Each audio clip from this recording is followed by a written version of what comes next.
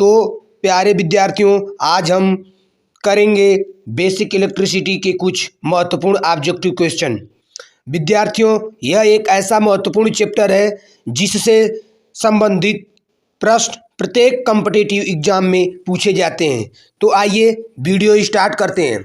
Video start करने से पहले अगर इस चैनल पर नए हैं तो चैनल को लाइक, सब्सक्राइब और शेयर करना न भूलें। तो आइए वीडियो स्टार्ट करते हैं। तो जैसा कि आज का पहला नंबर क्वेश्चन, इलेक्ट्रॉनिक एवं इलेक्ट्रॉनों के प्रभाव को क्या कहा जाता है?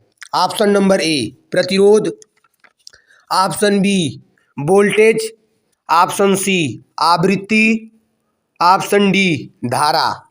तो चलिए पहले की तरह ही कॉपी और कलम अपने साथ लेकर के बैठें और अपनी तैयारी को परखें कि अब तक कितना तैयारी आप कर चुके हैं, क्योंकि सामने आपके सेशनल एग्ज़ाम लगा हुआ है।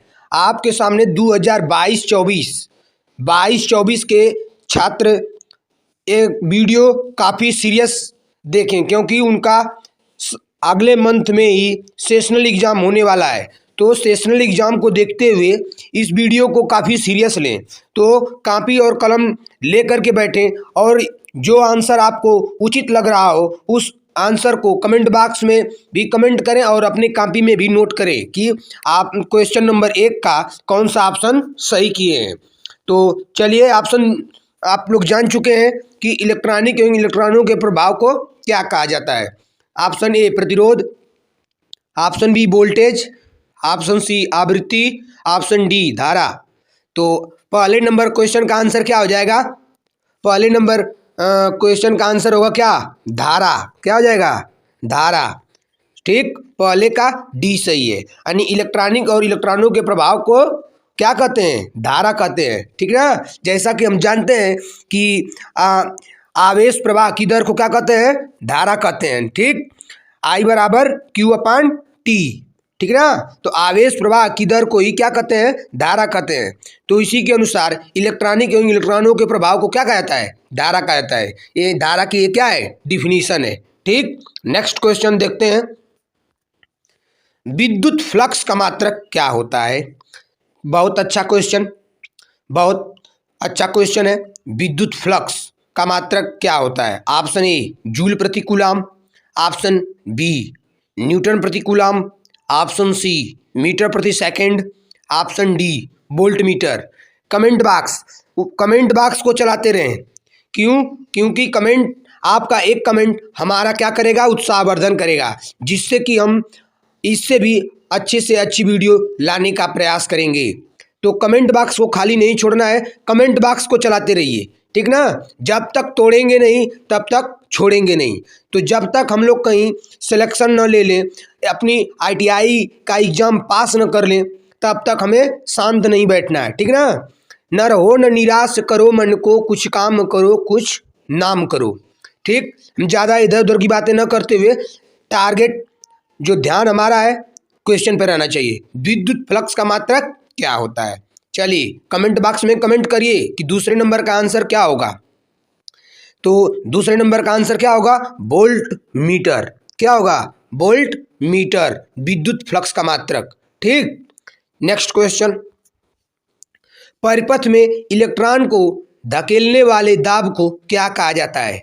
परिपथ में इलेक्ट्रॉन को धकेलने वाले दाब को क्या कहा जाता है? ऑप्शन ए तापमान, ऑप्शन बी विद्युत वाहक बल, ऑप्शन सी प्रतिरोध, ऑप्शन डी आवृत्ति।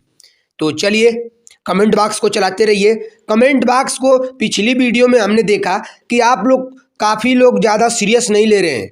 भाई हम तो कुछ कह नहीं सकते, लेकिन कमेंट बॉक्स को खाली ना छोड़ें। कमेंट बॉक्स को इतना भर दीजिए कि एकदम तहलका मचा देना है, क्योंकि सामने आपके सेशनल एग्ज़ाम लगा हुआ है। सेशनल एग्ज़ाम को देखते हुए वीडियो को शेयर भी करें।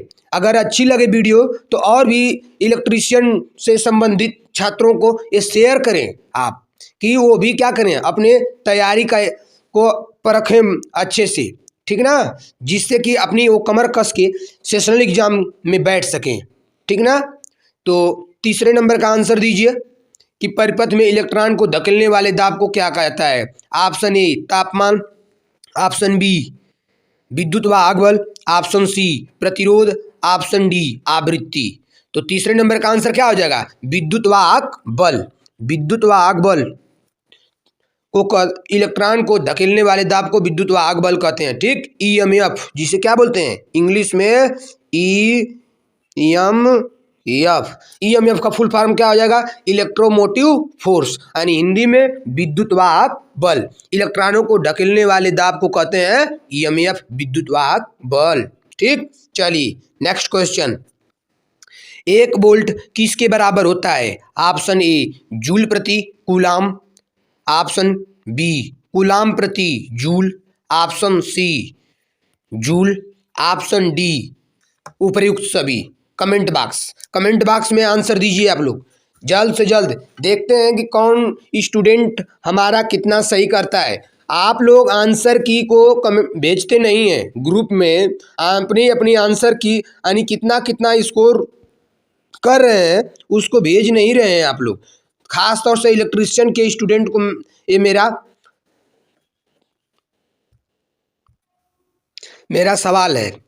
तो चलिए चौथे नंबर का आंसर दीजिए कि 1 वोल्ट किसके बराबर होता है? ऑप्शन ए जूल प्रति कूलाम, ऑप्शन बी कूलाम प्रति joule, option C joule, option D उपर्युक्त सभी। तो जैसा कि आपको पता है कि 1 वोल्ट यानी 1 वी, 1 वी बराबर क्या होता है? 1 वी बराबर हो जाएगा क्या?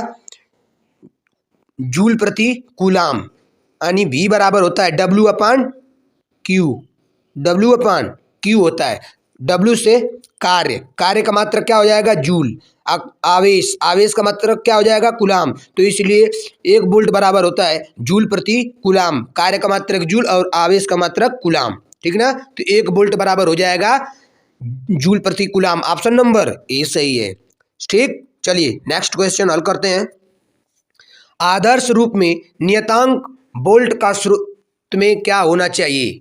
आदर्श रूप में कांस्टेंट वोल्टेज स्रोत में क्या होना चाहिए? ठीक ना, वोल्टेज स्रोत में क्या होना चाहिए? ऑप्शन ए अनंत प्रतिरोध, ऑप्शन बी शून्य प्रतिरोध, ऑप्शन सी अनंत धारिता, ऑप्शन डी उपर्युक्त में से कोई नहीं।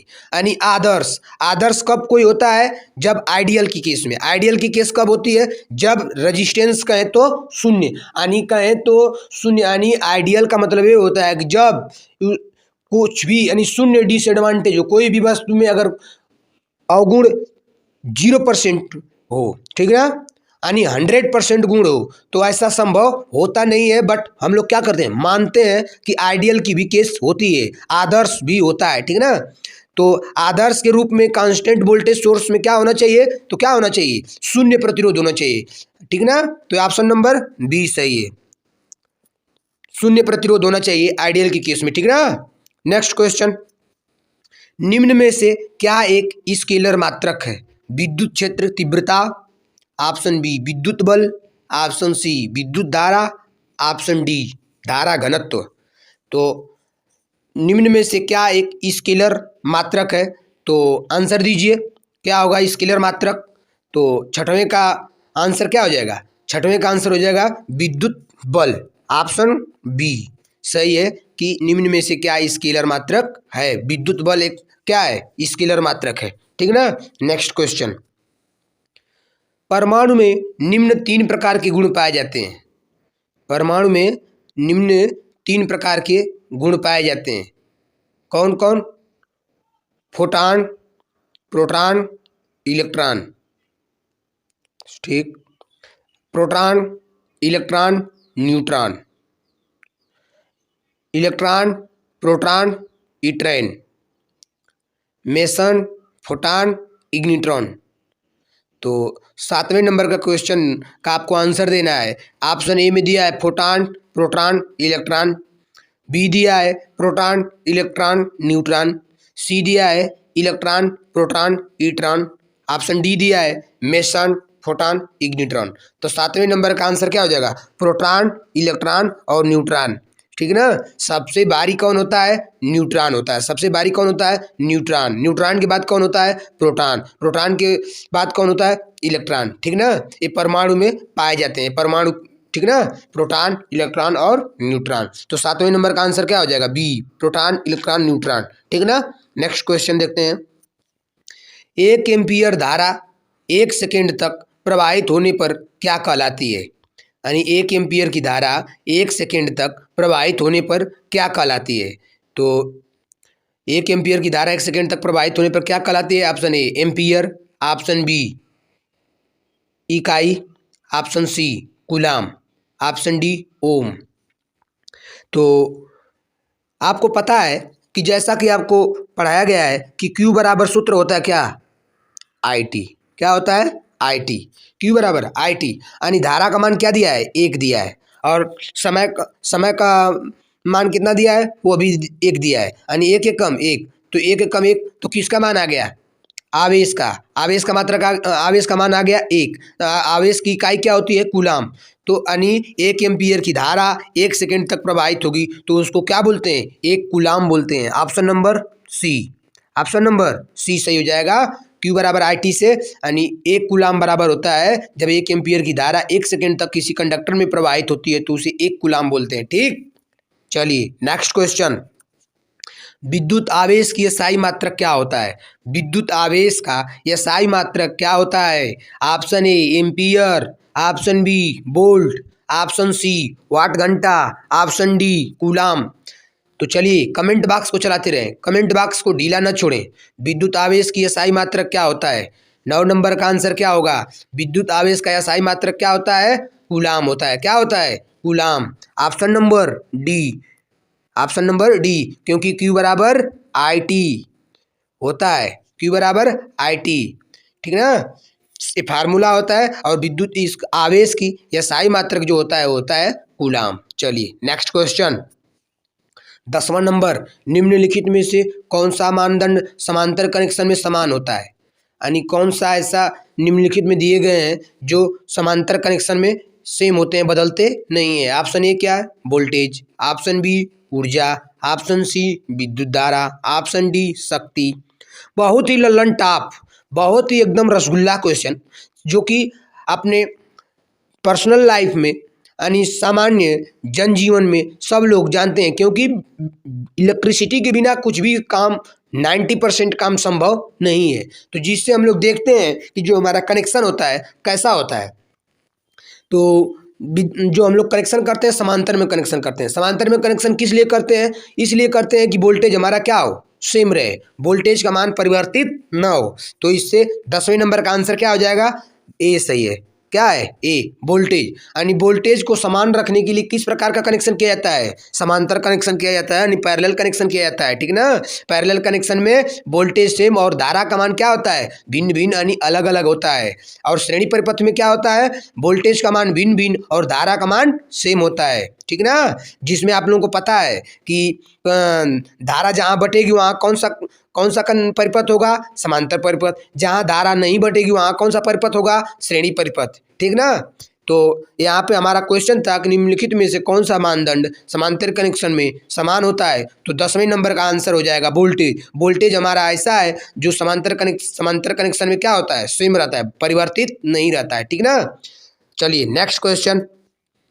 विद्युत ऊर्जा कहाँ से प्राप्त की जा सकती है? चलिए विद्युत ऊर्जा को प्राप्त करने को कैसे कैसे हम विद्युत ऊर्जा को प्राप्त कर सकते हैं? कैसे कैसे किस युक्ति से कैसे कर सकते हैं? तो ऑप्शन ए में दिया है, यांत्रिक ऊर्जा से विद्युत ऊर्जा प्राप्त कर सकते हैं। हाँ, यांत्रिक ऊर्जा से विद्युत ऊर्जा प्राप्त कर सकते हैं। ऑप्शन बी दिया है, रासायनिक ऊर्जा से विद्युत ऊर्जा प्राप्त कर सकते हैं। हाँ, कर सकते हैं। रासायनिक ऊर्जा से हम क्या कर सकते हैं? विद्युत ऊर्जा को प्राप्त कर सकते हैं। जैसे उदाहरण है क्या? रासायनिक ऊर्जा से विद्युत ऊर्जा में परिवर्तित करने वाली युक्ति को क्या कहते हैं? सेल कहते हैं कि नहीं कहते हैं? सेल। तो क्या हुआ? विद्युत ऊर्जा मिल रही है कि नहीं मिल रही है? ऑप्शन सी है प्रकाश ऊर्जा। ऑप्शन सी क्या है? प्रकाश ऊर्जा। प्रकाश ऊर्जा से भी हमें क्या विद्युत ऊर्जा मिल सकती है कि नहीं मिल सकती है? मिल सकती है। ठीक, ऑप्शन डी उपर्युक्त सभी। यानी इससे ये पता चला कि आंतरिक ऊर्जा से भी हमको विद्युत ऊर्जा मिल सकती है, रासायनिक ऊर्जा से भी विद्युत ऊर्जा मिल सकती है, प्रकाश ऊर्जा से भी विद्युत ऊर्जा मिल सकती है। इसका मतलब 11 का क्या है, ऑप्शन नंबर डी उपर्युक्त सभी। यानी तीनों माध्यम से हम विद्युत ऊर्जा को प्राप्त कर सकते हैं। ठीक ना।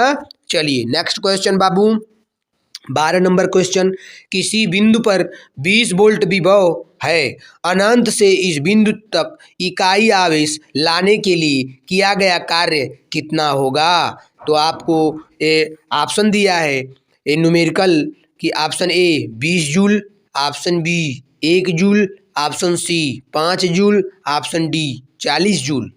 तो चलिए आपको ये सवाल थोड़ा हल करना पड़ेगा, क्योंकि आपको फार्मूला पता है कि V बराबर W अपान क्या होता है, W अपान Q। जब W अपान Q है तो V का मान दिया है कितना, 20 वोल्ट।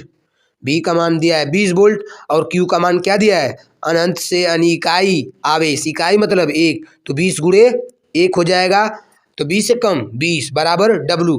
जगह की मात्रा यहाँ पे थोड़ा कम पड़ रही है, इसलिए हम बता नहीं पा रहे हैं सवाल को, लेकिन आपको फार्मूला दे दिए, रास्ता आपको दिखा दिए कि V बराबर W अपान Q। V बराबर होता है वोल्टेज, W बराबर दिया है कार्य और Q बराबर आवेश। यानी आवेश का मान क्या है, इकाई मतलब 1, तो Q की जगह 1 रखेंगे, V की जगह रखेंगे 20 और W बराबर, तो W बराबर हो जाएगा VQ। तो 20 गुणे 1 20 से कम 20। नेक्स्ट क्वेश्चन देखते हैं, धारा प्रवाहित ऊपर पथ का सदैव होना चाहिए।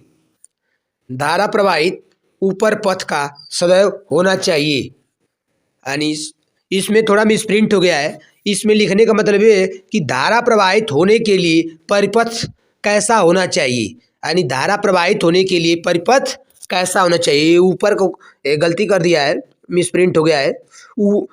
धारा प्रवाहित होने के लिए परिपथ कैसा सदैव कैसा होना चाहिए। क्वेश्चन नंबर ए है, ऑप्शन ए दिया है बंद परिपथ, ऑप्शन बी दिया है खुला परिपथ, ऑप्शन सी दिया है ए और बी दोनों, ऑप्शन डी दिया है इनमें से कोई नहीं। यानी धारा प्रवाहित होने के लिए कैसा परिपथ चाहिए, तो सब लोगों को ये पता है कैसा परिपथ होना चाहिए। कौन सा, बंद परिपथ। 13 का कौन सा हो जाएगा, ए हो जाएगा। 13 क्या हो जाएगा, ए, ऑप्शन ए बंद परिपथ। हाँ, बंद परिपथ अगर नहीं रहेगा तो क्या धारा प्रवाहित नहीं होगी, क्योंकि धारा क्या करती है, एक टर्मिनल से किसी भी सोर्स के एक टर्मिनल से निकल करके विभिन्न अवयवों से होते हुए टर्मिनल के दूसरे सोर्स पे आकर मिलती है, वही तो हमारा कहलाता है परिपथ। परिपथ भी कई प्रकार के होते हैं, बंद परिपथ, खुला परिपथ, शार्ट परिपथ, लीकेज परिपथ, ठीक ना। तो बंद परिपथ रहेगा तो हमारी धारा क्या करेगी, अपनी सर्किट परिपथ को क्या कर लेगी, पूरा कर लेगी, ठीक ना। तो ऑप्शन क्या हो जाएगा, ए, धारा प्रवाहित होने के लिए परिपथ बंद परिपथ का होना सदैव आवश्यक है, ठीक ना। चलिए नेक्स्ट क्वेश्चन, विद्युत बल रेखाएं सदैव होती हैं, क्या होती हैं, ऑप्शन ए धनावेश से चलकर ऋणावेश पर समाप्त होती हैं, ऑप्शन बी काल्पनिक बल रेखाएं होती हैं, ऑप्शन सी कभी एक दूसरे को नहीं काटती हैं, ऑप्शन डी उपर्युक्त सभी विकल्प सही हैं। हाँ, विद्युत बल रेखाएं, तो बाबू ऑप्शन ए भी सही लग रहा है, क्योंकि धनावेश से चलकर कहाँ खत्म होती हैं, ऋणावेश पर समाप्त होती हैं, सही होता है। काल्पनिक बल रेखाएं होती हैं, सही है।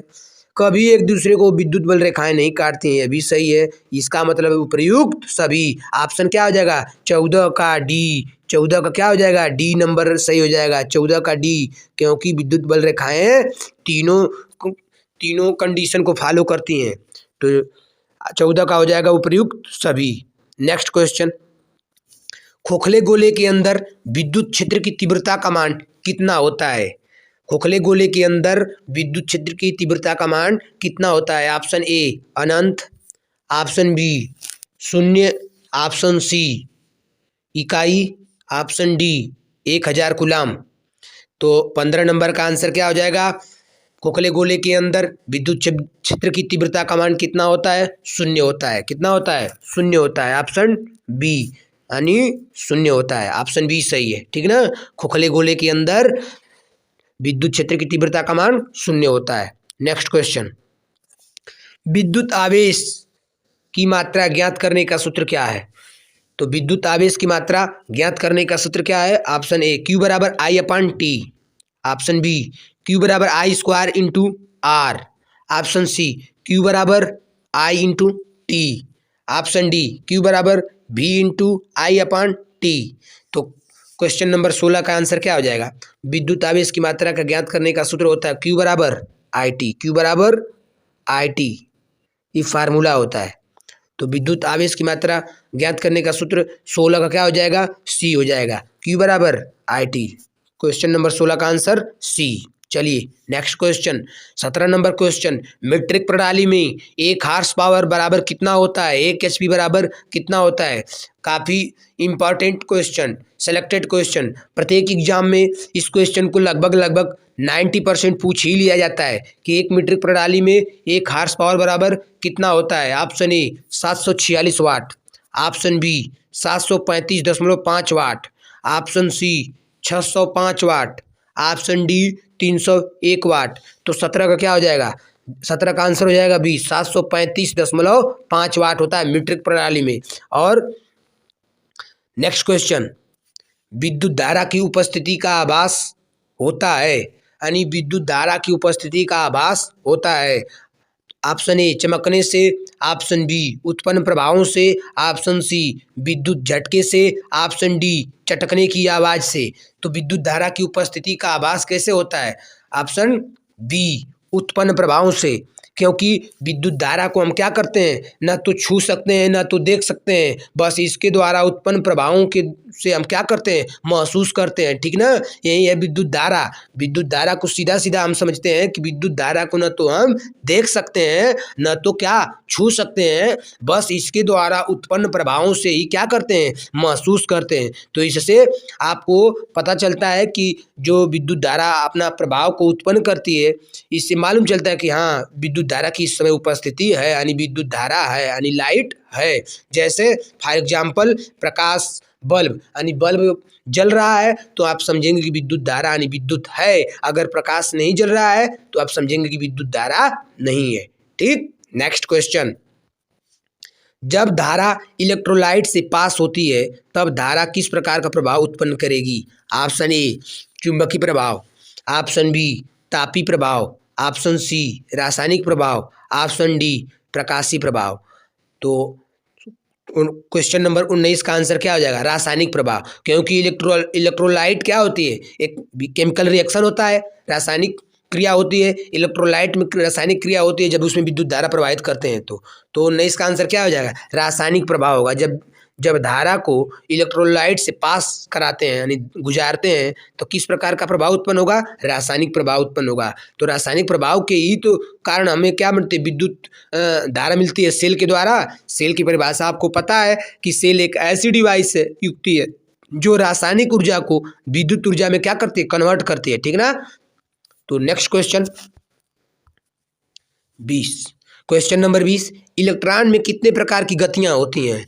इलेक्ट्रॉन में कितने प्रकार की गतियां होती हैं? 1, option B 2, option C 3, option D 4। यानी इलेक्ट्रॉन में कितने प्रकार की गतियां होती हैं? इलेक्ट्रॉन में 2 प्रकार की गतियां होती हैं। कौन कौन? कक्षीय गति और चक्रण गति। 20 नंबर का आंसर क्या हो जाएगा?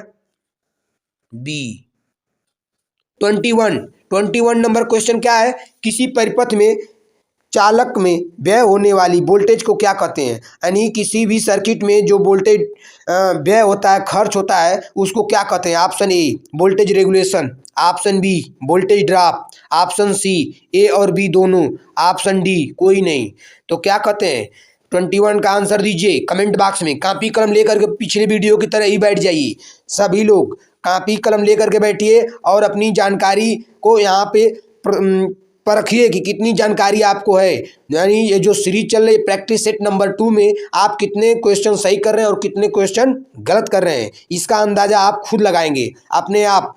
ठीक, तो चलिए 21 का आंसर क्या हो जाएगा? 21 का आंसर हो जाएगा वोल्टेज ड्रॉप। वोल्टेज ड्रॉप यानी 21 का बी। वोल्टेज ड्रॉप का सूत्र क्या होता है? V बराबर I इंटू R।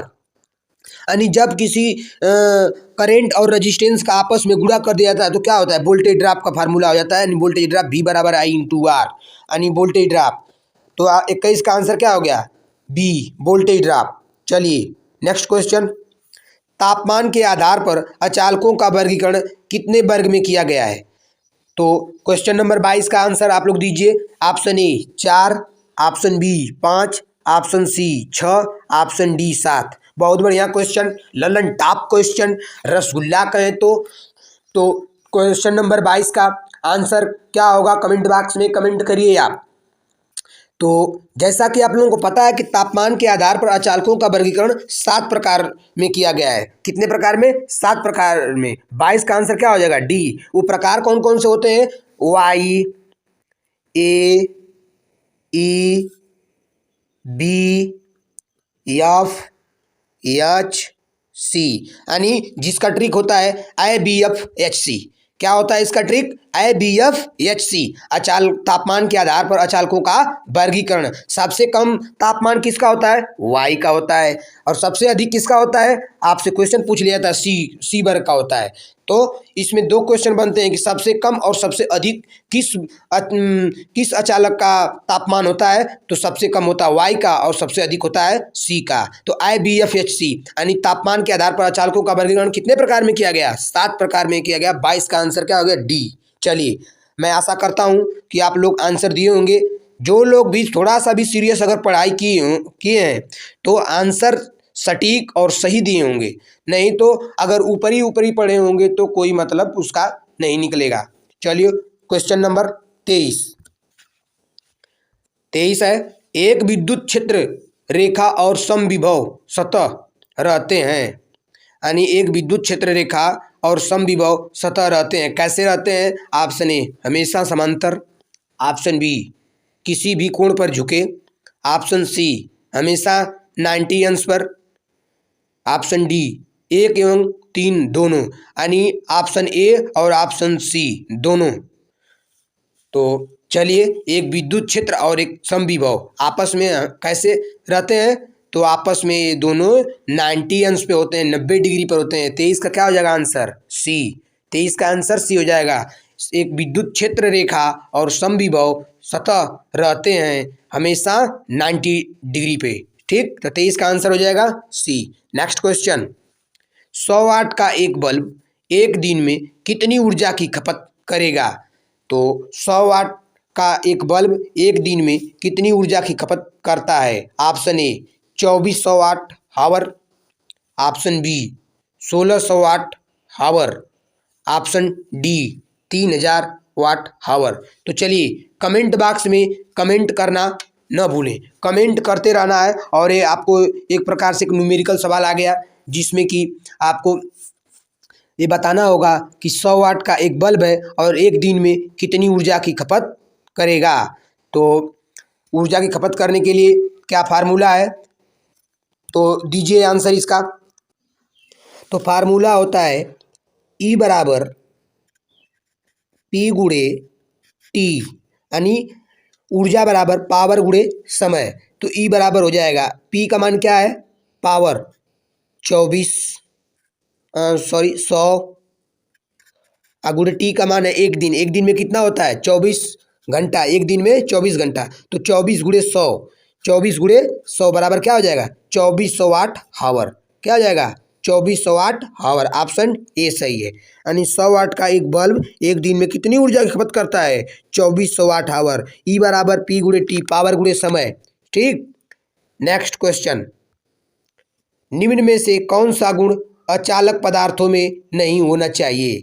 निम्न में से कौन सा गुण अचालक पदार्थों में नहीं होना चाहिए। ऑप्शन ए निम्न डाइलेक्ट्रिक स्ट्रेंथ, ऑप्शन बी उच्च प्रतिरोध, ऑप्शन सी सुदृढ़, ऑप्शन डी ऊष्मा को विकृत करने योग्य, ऊष्मा को विकृत करने योग्य। तो 25 नंबर का आंसर आप लोग कमेंट बॉक्स में कमेंट करिए कि 25 नंबर का आंसर क्या होगा, कि निम्न में से कौन सा गुण अचालक पदार्थों में, यहाँ पे अचालक पदार्थों में होना चाहिए, नहीं होना चाहिए।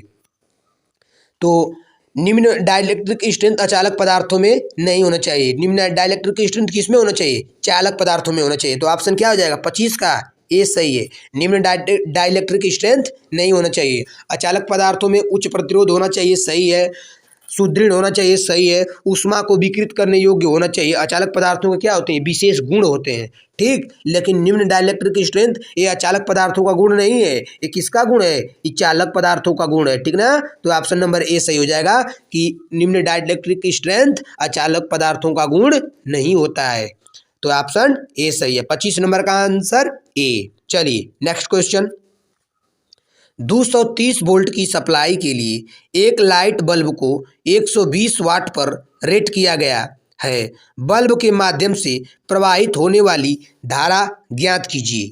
तो बल्ब के माध्यम से प्रवाहित होने वाली धारा ज्ञात कीजिए। अब इसमें कौन सा सूत्र लगेगा? ये भी न्यूमेरिकल है आपके पास, न्यूमेरिकल हल करिए। न्यूमेरिकल से भागना नहीं है, न्यूमेरिकल से भागना नहीं है, न्यूमेरिकल बनाना है। न्यूमेरिकल बनाएंगे तभी जा करके कुछ काम बनेगा, ठीक। तो इससे हमको क्या भागना नहीं है।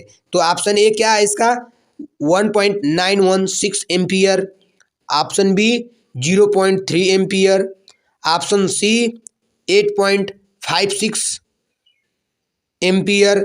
Option D 0.522 ampere. हाँ, इस क्वेश्चन में थोड़ा आप लोगों को समय लगेगा क्योंकि बहुत ज़्यादा टफ सवाल है नहीं, बहुत आराम से, क्योंकि इसमें बहुत ज़्यादा दिक्कत और बहुत ज़्यादा टेंशन लेने की बात नहीं है। टेंशन लेना नहीं है, टेंशन देना है। क्या करना है? टेंशन देना है। तो बहुत आसान सा सवाल है। सूत्र होता है क्या? P बराबर V इंटू आई। P बराबर V इंटू आई, यानी V गुणे आई, ठीक। P बराबर V इंटू आई, ये फार्मूला होता है। इसी फार्मूले पर आप इसको रख सकते हैं। V का मान दिया है 230 वोल्ट, V का मान 230 वोल्ट दिया है और I का मान पूछ रहा है। अब पावर का मान क्या दिया है? पावर यानी वाट 120 वाट। तो आपको P बराबर दे दिया है 120 और V बराबर दे दिया है 230 और I का मान पूछ रहा है। तो I बराबर क्या हो जाएगा? P बटा के V, यानी 120 बटा के 230। तो इसको हल करेंगे तो आंसर क्या आएगा? ऑप्शन डी आएगा, 0.522 एम्पियर आएगा। ऑप्शन नंबर डी सही है।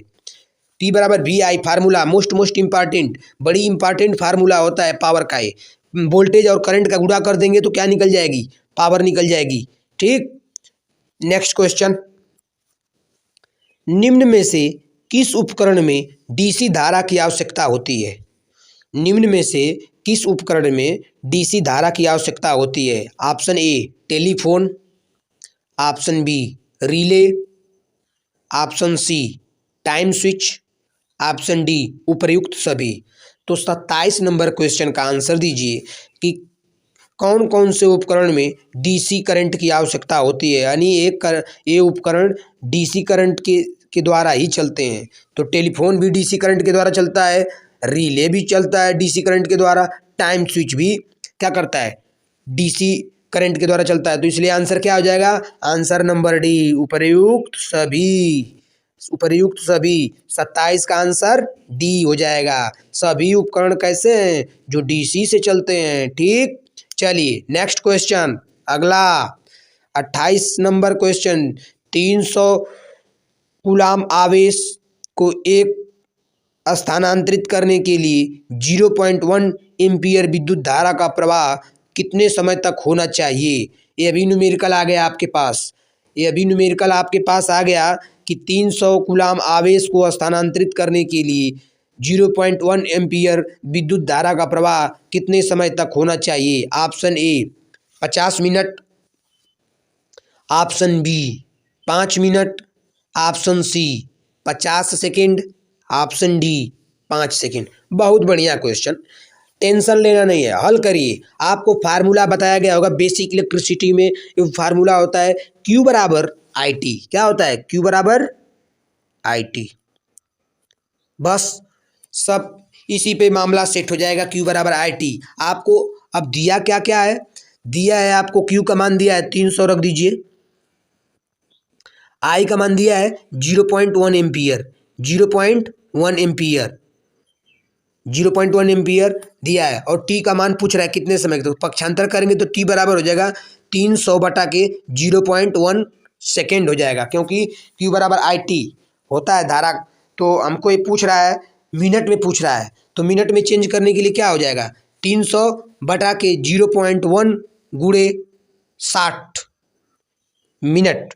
ठीक, तो मिनट में चेंज करने के लिए आप क्या करेंगे 60 से गुणा कर देंगे, तो 300 बटा के 60, तो 60 का भाग देंगे 300 में, तो 60 पचे 300, तो 5 और ये 0.1 एम्पियर था, तो 0.1 का गुणा करेंगे तो टोटली, यानी इसको हल करने पर विधिवत यहाँ पे जगह हमारे पास कम पड़ रही है, तो अभी इसमें हम हल नहीं कर पा रहे हैं। अगर Q बराबर आर टी पे आराम से आप रखेंगे तो इसका आंसर आना चाहिए 50 मिनट, ऑप्शन ए। ठीक, 50 मिनट आना चाहिए इसका आंसर Q बराबर आई टी से, क्योंकि Q बराबर आई टी सेकेंड में होता है, इसको हमको बदलना है मिनट में। तो जब 0.1 गुणे 60 करेंगे तो ये क्या हो जाएगा 6 हो जाएगा, ऊपर क्या है 300, तो 300 बटा के 6, तो कितना आंसर आ जाएगा 300 में 6 से भाग देंगे तो 50 मिनट। थोड़ा ये आपको समझने में दिक्कत हुई होगी, तो चलिए हम बता ही देते हैं इसको हम बता देते हैं।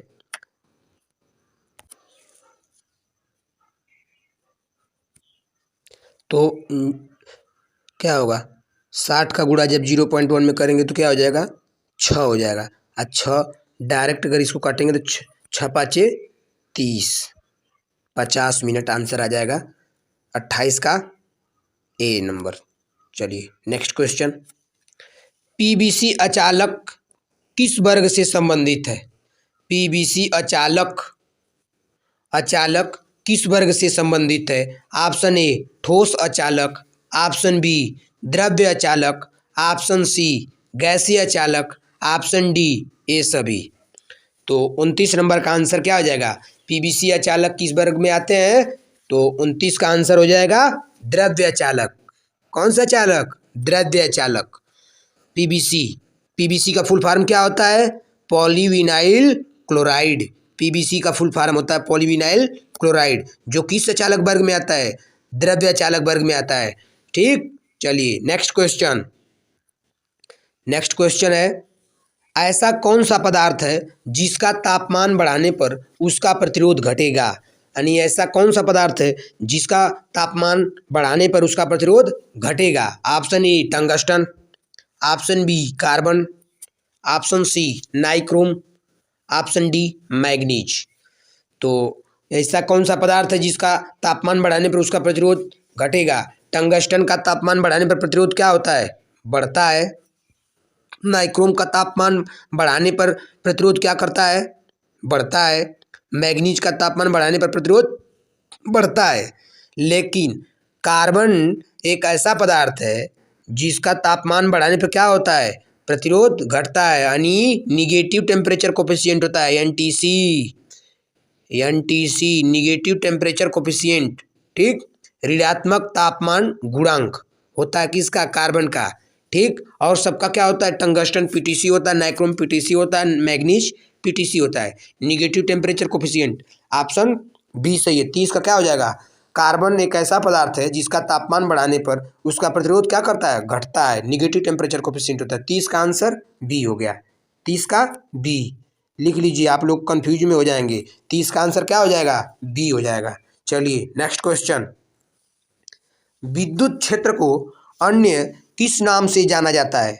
विद्युत क्षेत्र को अन्य किस नाम से जाना जाता है? ऑप्शन ए परावैद्युतांक क्षेत्र, ऑप्शन बी स्थिर विद्युत क्षेत्र, ऑप्शन सी दोनों, ऑप्शन डी इनमें से कोई नहीं। तो 31 नंबर का आंसर दीजिए। कमेंट बॉक्स को चलाइए, कमेंट बॉक्स को चलाते रहिए और बताइए कि कौन सा आंसर सही हो रहा है। अपने कॉपी पर भी नोट करिए और कमेंट बॉक्स में भी कमेंट करिए कि हमने ये 31 का आंसर कौन सा सही किया है। ठीक, तो बाद में तो हम आंसर बता ही रहे हैं, आप लोग अपने आंसर की जांच खुद कर लेंगे कि सही बताए हैं कि गलत बताए हैं। तो विद्युत क्षेत्र को अन्य किस नाम से जानते हैं? तो विद्युत क्षेत्र को अन्य नाम से परावैद्युतांक क्षेत्र से भी जानते हैं और स्थिर विद्युत क्षेत्र के नाम से भी जानते हैं। तो आंसर क्या हो जाएगा? आंसर सी हो जाएगा, दोनों नाम से जानते हैं। यानी विद्युत क्षेत्र को, इलेक्ट्रिक फील्ड को कभी कभी परावैद्युतांक एरिया भी बोलते हैं और स्थिर विद्युत क्षेत्र भी बोलते हैं। ठीक, तो बड़ी मोस्ट इम्पॉर्टेंट क्वेश्चन हो जाएगा ये कि विद्युत क्षेत्र को अन्य किस नाम से जाना जाता है? तो अन्य दो नामों से जाना जाता है। कौन कौन? परावैद्युतांक क्षेत्र और स्थिर विद्युत क्षेत्र, दोनों से जाना जाता है। तो 31 का आंसर सी हो जाएगा, ऑप्शन नंबर सी सही है। चलिए नेक्स्ट क्वेश्चन, किसी अणु का भार किसके तुल्य होता है? यानी किसी अणु का भार किसके तुल्य होता है? किस पर डिपेंड करता है कि ये अणु के भार को इंडिकेट करते हैं? तो 32 नंबर का आंसर दीजिए, न्यूट्रॉन तथा प्रोटॉन। बहुत बढ़िया। ऑप्शन बी, इलेक्ट्रॉन तथा प्रोटॉन। बहुत बढ़िया। ऑप्शन सी, मेसॉन तथा प्रोटॉन। बहुत अच्छा। ऑप्शन डी, पॉजिट्रॉन तथा इलेक्ट्रॉन। बहुत अच्छा। ऑप्शन तो 4 आपको मिल गए कि न्यूट्रॉन तथा प्रोटॉन, इलेक्ट्रॉन तथा प्रोटॉन, मेसॉन तथा प्रोटॉन, पॉजिट्रॉन तथा इलेक्ट्रॉन।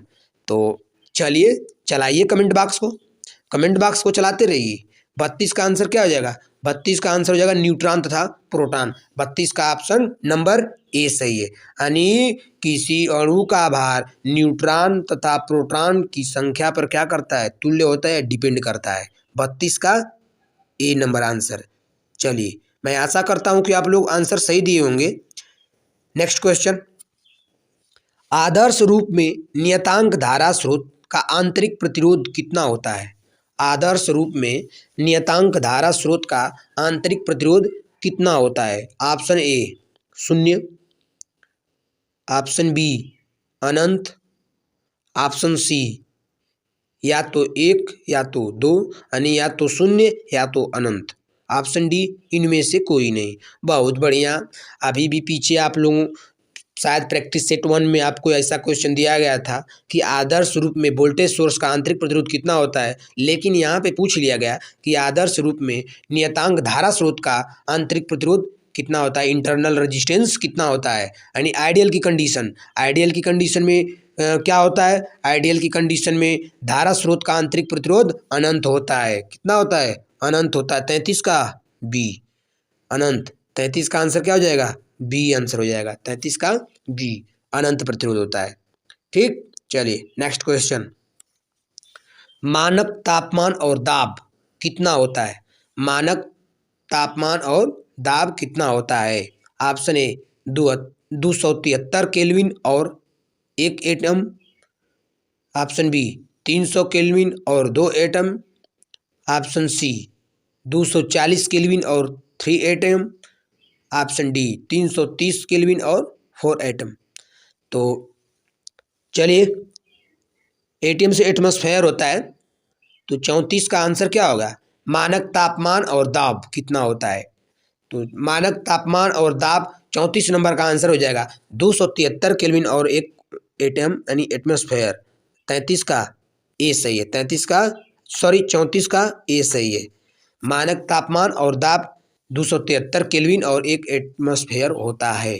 ठीक, 34 का ऑप्शन ए सही है। नेक्स्ट क्वेश्चन, विभवांतर का मापन किया जाता है, किससे किया जाता है विभवांतर का मापन? यानी ऑप्शन ए ओमीटर द्वारा, ऑप्शन बी अमीटर द्वारा, ऑप्शन सी वोल्टमीटर द्वारा, ऑप्शन डी वाट मीटर के द्वारा। विभवांतर यानी कहें तो वोल्टेज, यानी वोल्टेज डिफरेंस। वी बराबर क्या फार्मूला होता है? V1 माइनस V2, यानी वोल्टेज को ही तो मापना है। वी बराबर क्या होता है? V1 माइनस V2 फार्मूला होता है। तो वी बराबर, तो विभवांतर मापना यानी वोल्टेज मापना है, तो वोल्टेज को किससे मापेंगे? 35 का क्या आंसर हो जाएगा? सी, वोल्टमीटर के द्वारा हम विभवांतर को मापते हैं। 35 का सी। चलिए नेक्स्ट क्वेश्चन, तत्वों के सबसे छोटे कण को क्या कहा जाता है? चलिए 36 नंबर आंसर दीजिए कि तत्वों के सबसे छोटे कण को क्या कहा जाता है? ऑप्शन ए अणु, ऑप्शन बी परमाणु, option C electron, option D neutron. तो 36 नंबर का आंसर हो जाएगा कि तत्वों के सबसे छोटे कण को परमाणु कहा जाता है। तत्वों के सबसे छोटे कण को परमाणु कहते हैं। ऑप्शन नंबर बी सही है। यानी परमाणु से छोटा कुछ नहीं होता है, लेकिन कुछ समय बाद परमाणु को भी सब एटम यानी उप परमाणु में बदल दिया गया। वैज्ञानिकों ने खोज किया कि नहीं, परमाणु से भी छोटा क्या होता है, उप परमाणु होता है। ठीक, तो अगर परमाणु पूछे तत्वों के सबसे छोटे कण को परमाणु कहता है, लेकिन परमाणु के बाद भी क्या होता है, उप परमाणु होता है। ठीक, नेक्स्ट क्वेश्चन। तो 36 नंबर का आंसर आपको पता चल गया ना कि तत्वों के सबसे छोटे कण को परमाणु कहते हैं। चलिए next question, 37 number question. Fuse विद्युत धारा के किस प्रभाव के कारण कार्य करता है? फ्यूज विद्युत धारा के किस प्रभाव के कारण कार्य करता है? ऑप्शन ए ऊष्मीय प्रभाव, ऑप्शन बी चुंबकीय प्रभाव, ऑप्शन सी विद्युत स्थैतिक प्रभाव, ऑप्शन डी इनमें से कोई नहीं। 37 नंबर का आंसर दीजिए कमेंट बॉक्स में।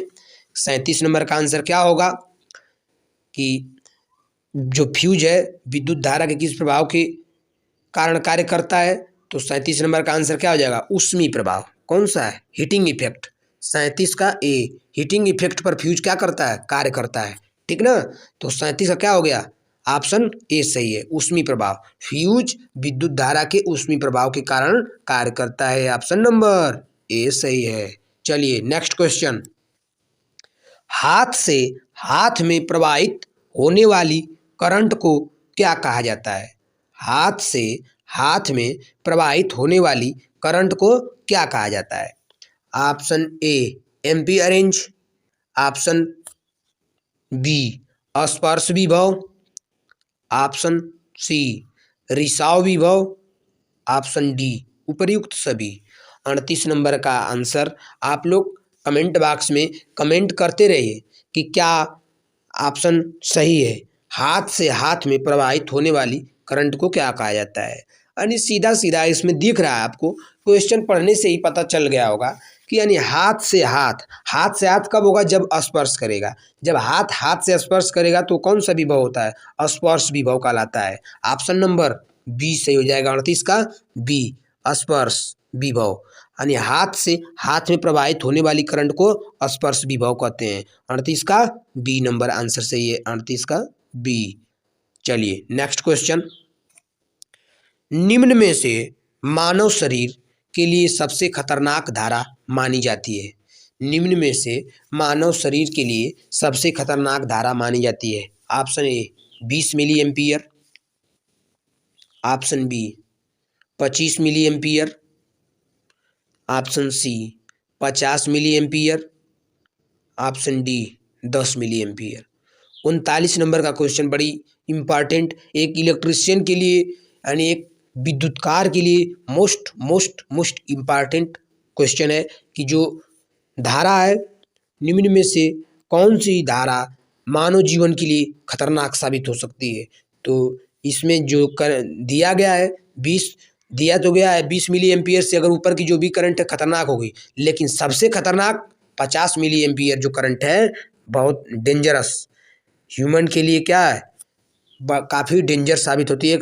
यानी 50 मिली एम्पियर की करंट क्या होगी? काफ़ी डेंजर साबित होगी। ऑप्शन नंबर सी सही है। ऑप्शन सी सही है। किसको? 50 मिली एम्पियर की करंट काफ़ी खतरनाक मानी जाती है। तो चलिए आज का लास्ट क्वेश्चन 40 नंबर, लघु परिपथ कैसा होता है? आज की वीडियो का ये लास्ट क्वेश्चन रहेगा कि लघु परिपथ कैसा होता है।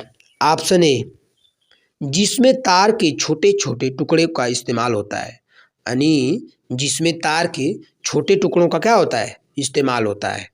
चलिए ऑप्शन बी जो केवल कम दूरी तक फैला होता है, जो केवल कम दूरी तक फैला होता है। ऑप्शन सी जिसका उपयोग प्रकाश बंद करने के लिए किया जाता है। ऑप्शन डी जो धारा के प्रवाह के लिए बहुत कम प्रतिरोध प्रदान करता है।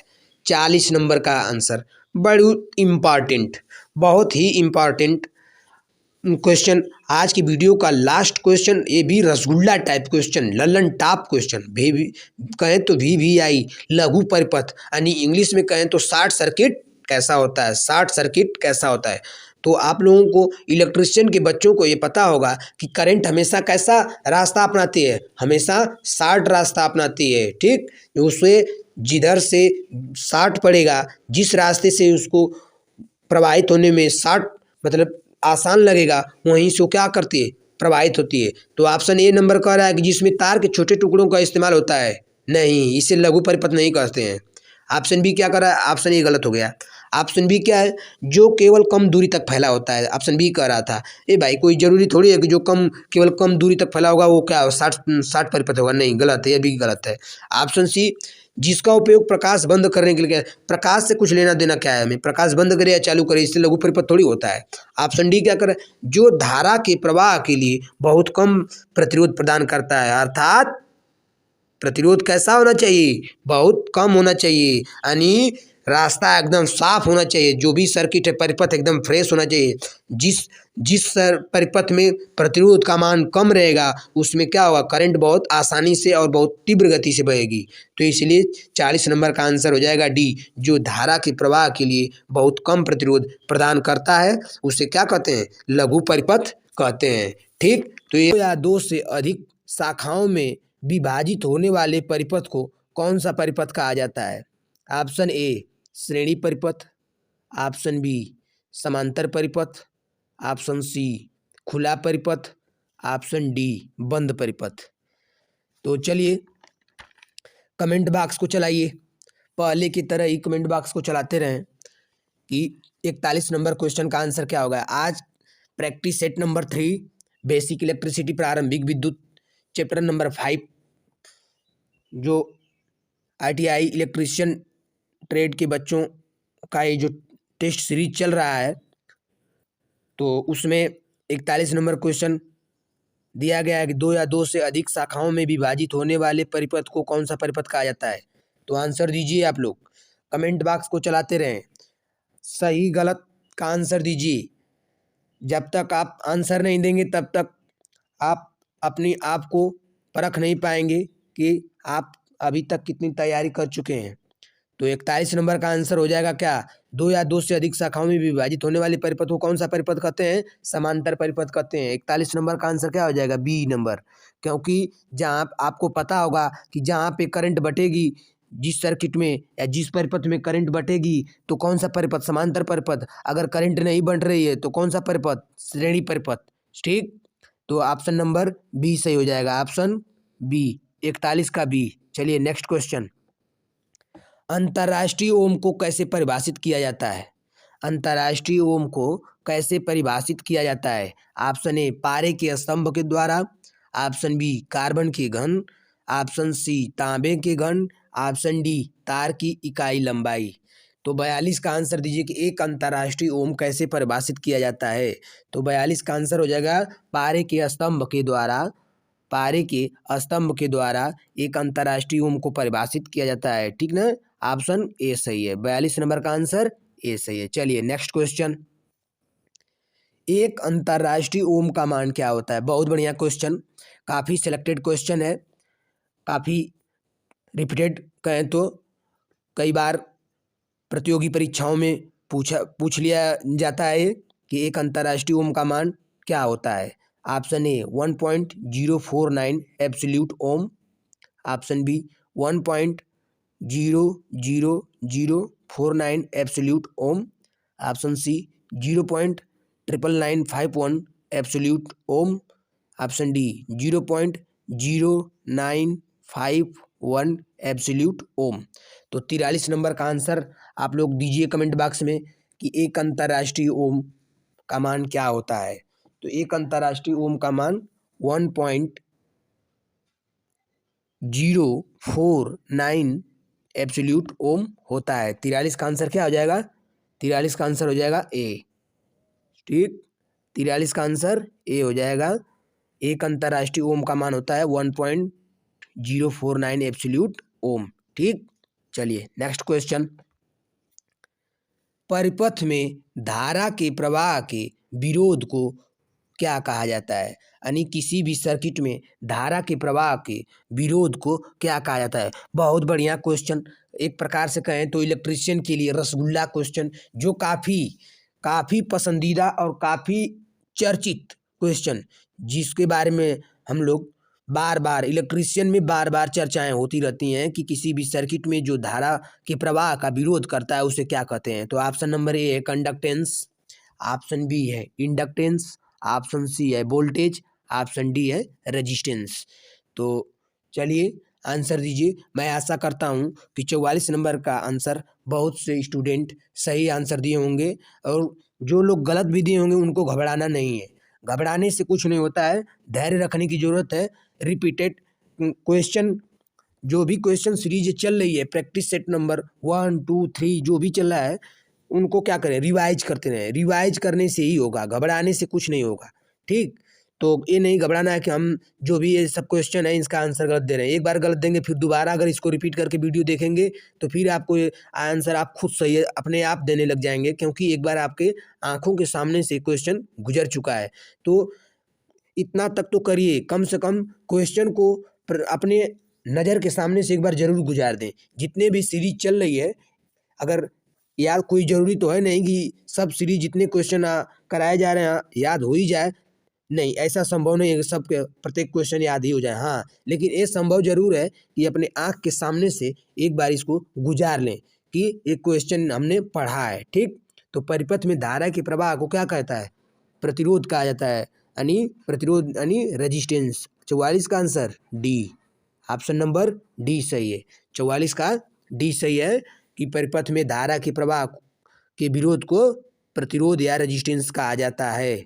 ऑप्शन नंबर डी सही है। चलिए next question, 45 number question, NTC का पूरा नाम क्या है? एनटीसी का पूरा नाम क्या है? यानी एनटीसी का फुल फॉर्म पूछ लिया आपसे 45 नंबर क्वेश्चन में। Option A neon temperature conductor, option B neutral test conductor, option C negative temperature coefficient, option D negative temperature coordinate. चलिए, तो 45 नंबर का आंसर दीजिए, क्या होगा एनटीसी का फुल फॉर्म? बहुत बढ़िया क्वेश्चन, काफ़ी सिलेक्टेड क्वेश्चन है। एनटीसी का पूरा नाम क्या होगा? मैं आशा करता हूँ कि कमेंट बॉक्स में आंसर दे रहे होंगे। सीरियस मूड में आंसर दीजिए। 45 नंबर का आंसर क्या होगा? तो एनटीसी का फुल फॉर्म होता है negative temperature coefficient. Negative temperature coefficient यानी ऋणात्मक तापमान गुणांक। ठीक, हिंदी होता है इसका ऋणात्मक तापमान गुणांक। तो ऑप्शन क्या हो जाएगा? 45 नंबर का आंसर क्या हो जाएगा? सी, निगेटिव टेम्परेचर कोफिशिएंट। ठीक है ना, 45 का आंसर सी हो जाएगा। निगेटिव टेम्परेचर कोफिशिएंट मतलब ऋणात्मक तापमान गुणांक। चलिए, 45 का सी, निगेटिव टेम्परेचर कोफिशिएंट। चलिए नेक्स्ट क्वेश्चन, 46 नंबर क्वेश्चन देखते हैं। पीटीसी का फुल फॉर्म क्या होगा? बहुत बढ़िया, अभी पिछले ही क्वेश्चन में हमने देखा कि एनटीसी का फुल फॉर्म क्या होगा, लेकिन 46 नंबर क्वेश्चन में पूछ लिया आपसे कि पीटीसी का फुल फॉर्म क्या होगा। तो घबराना नहीं है, धैर्य के साथ आंसर देना है। पहले पढ़िए क्वेश्चन को, आराम से पढ़िए कि 46 नंबर का ऑप्शन नंबर ए क्या कर रहा है? प्लांट टाइप सर्किट नहीं, option B part time capacity नहीं, option C positive temperature coefficient, ये हो सकता है पॉजिटिव टाइप चेंजर नहीं। तो इसमें पीटीसी का फुल फॉर्म क्या होगा? Positive temperature coefficient. ठीक, पॉजिटिव टेम्परेचर कोफिशिएंट यानी धनात्मक तापमान गुणांक, धनात्मक तापमान गुणांक। ठीक, तो पॉजिटिव टेम्परेचर कोफिशिएंट, 46 का आंसर सी सही है। ठीक, चलिए नेक्स्ट क्वेश्चन, 47 नंबर, विद्युत भट्ठी के तापमान को मापने के लिए कौन सा उपकरण प्रयुक्त किया जाता है? बहुत बढ़िया क्वेश्चन, 47 नंबर का, विद्युत भट्ठी के तापमान को मापने के लिए कौन सा उपकरण प्रयुक्त किया जाता है? Option A thermometer, option B lactometer, option C multimeter, option D pyrometer. यानी विद्युत भट्ठी के तापमान को मापने के लिए कौन सा उपकरण प्रयुक्त किया जाता है? बहुत बढ़िया क्वेश्चन, काफ़ी इम्पॉर्टेंट क्वेश्चन है कि विद्युत भट्ठी के तापमान को मापने के लिए कौन सा उपकरण प्रयुक्त होता है? तो अधिक तापमान, ज़्यादा टेम्परेचर जहाँ पे मापना हो, अधिक टेम्परेचर मापना हो तो उससे किसके द्वारा मापते हैं? पायरोमीटर के द्वारा मापते हैं, ठीक ना। थर्मामीटर के द्वारा भी तापमान ही मापते हैं, लेकिन वो कौन? न्यूनतम तापमान, कम तापमान और अधिक, जहाँ पे अधिक तापमान हो, अधिक तापमान मापने के लिए पायरोमीटर उपकरण का प्रयोग किया जाता है। ऑप्शन नंबर डी सही है, ठीक। लैक्टोमीटर से क्या मापते हैं? लैक्टोमीटर से दूध की मात्रा को मापते हैं। मल्टीमीटर से प्रतिरोध, वोल्ट, धारा इत्यादि की गणना करते हैं। लेकिन हमारा यहाँ क्वेश्चन क्या है? विद्युत भट्ठी के तापमान को मापने के लिए पायरोमीटर का प्रयोग किया जाता है। ऑप्शन नंबर डी सही है। चलिए नेक्स्ट क्वेश्चन, 48 नंबर क्वेश्चन, निम्न में से कौन सा सही नहीं है? तो 48 नंबर क्वेश्चन को बताना है कि जो निम्नलिखित में दिया गया है ऑप्शन ए P बराबर V square upon R, option B I बराबर P upon V, C option C है I बराबर under root P upon under root R, option D V बराबर under root P upon R. तो यानी इनमें से कौन सही नहीं है? यानी P बराबर चाहे I बराबर, मतलब कौन सा सही नहीं है? जो भी सूत्र लिखा गया है इनमें से कौन सही नहीं है और कौन सही है? तो आपको पता है यहाँ पे P बराबर V गुणे I, जो फार्मूला है पावर का, P बराबर V इंटू आई, तो पक्षांतर करेंगे तो P बराबर V square upon R, V बराबर I इंटू आर होता है ना। तो P बराबर V स्क्वायर अपान आर, ये अभी सही है। I बराबर P अपान V, मतलब P बराबर V इंटू आई, दूसरा भी सही है। तीसरा I बराबर under root P upon under root R, यह भी सही है। ऑप्शन डी V बराबर under root P upon R, ये ऑप्शन क्या है? गलत है, यानी ये नहीं हो सकता है। ये भी वोल्टेज का ये सूत्र नहीं होता है कि under root P upon R. तो इसमें से कौन सा सही हो जाएगा? ऑप्शन नंबर डी सही हो जाएगा। ये क्या है? गलत है, मतलब सही नहीं है और सब सही है। P बराबर V square upon R, I बराबर P अपान V और I बराबर under root P upon under root R, क्या है? सब सही है। तो 48 नंबर का क्वेश्चन ये पूछ रहा था कि निम्नलिखित में से कौन सही नहीं है? तो ऑप्शन डी सही नहीं है, ठीक है ना। चलिए नेक्स्ट क्वेश्चन हल करते हैं। निम्न में से कौन सा सही है? यानी ऑप्शन ए मिली एम्पियर छोटा है माइक्रो एम्पियर से, ऑप्शन बी एम्पियर छोटा है माइक्रो एम्पियर से, ऑप्शन सी एम्पियर छोटा है मिली एम्पियर से, ऑप्शन डी माइक्रो एम्पियर छोटा है मिली एम्पियर से। तो चलिए आपको आंसर देना होगा कि मिली एम्पियर बड़ा है कि माइक्रो एम्पियर, एम्पियर बड़ा है कि माइक्रो एम्पियर, कि एम्पियर बड़ा है कि मिली एम्पियर। ये आपको संबंध इसमें दिया गया है।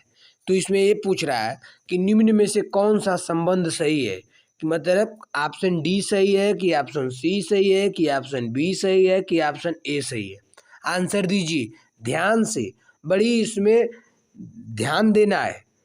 जो भी ऑब्जेक्टिव क्वेश्चन ये हल कर रहे हैं, ध्यान से हल करेंगे तब जाकर के बात बनेगी, वरना बात बिगड़ जाएगी और एक नंबर आपका ख़त्म हो जाएगा।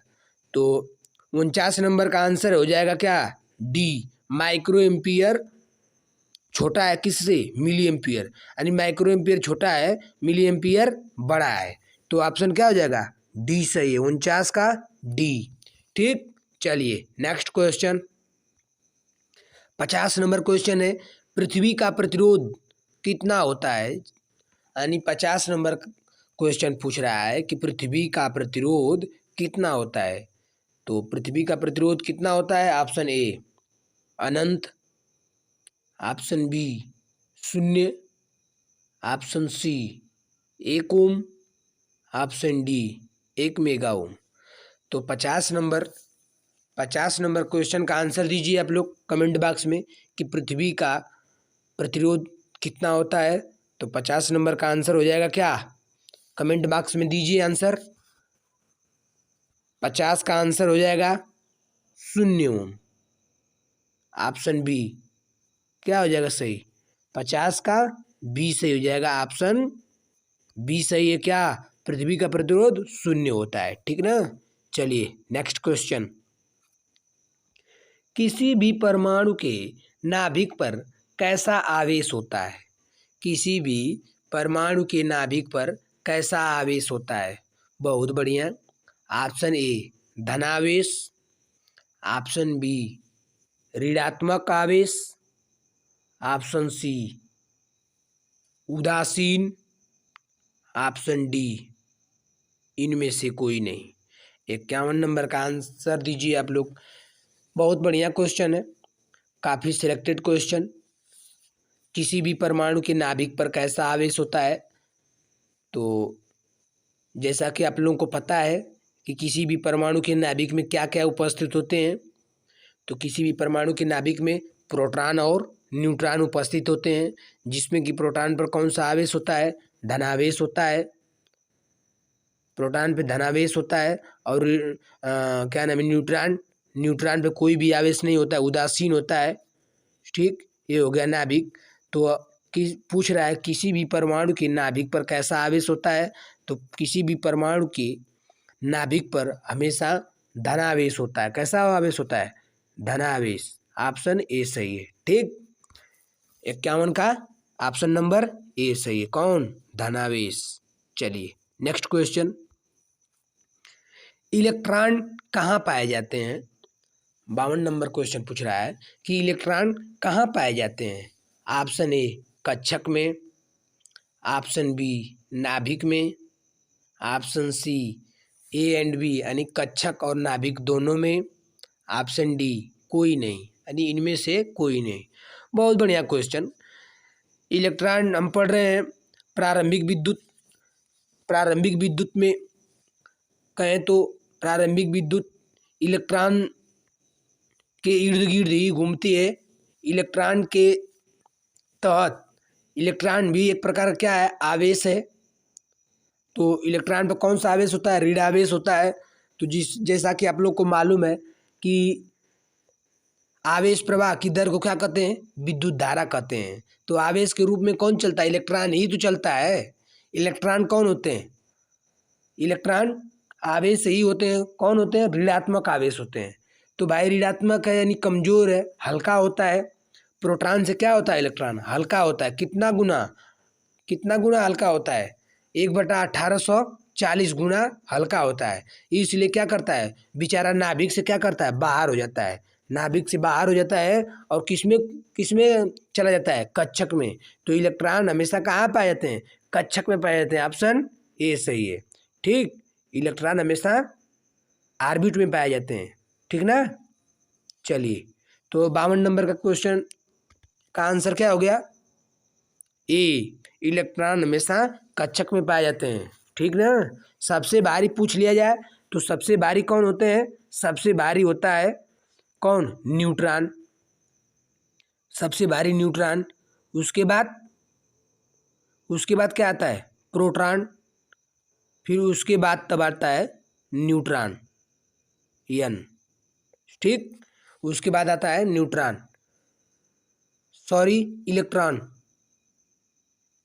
इलेक्ट्रॉन आते हैं। इलेक्ट्रॉन सबसे भारी न्यूट्रॉन, फिर उससे हल्का प्रोटॉन, फिर प्रोटॉन से हल्का इलेक्ट्रॉन, यानी सबसे हल्का इलेक्ट्रॉन और सबसे भारी क्या होता है? न्यूट्रॉन होता है। तो इलेक्ट्रॉन कक्षक में पाए जाते हैं। ठीक ना। 52 का आंसर क्या हो जाएगा? ए। चलिए नेक्स्ट क्वेश्चन। न्यूट्रॉन कहाँ पाए जाते हैं? न्यूट्रॉन कहाँ पाए जाते हैं?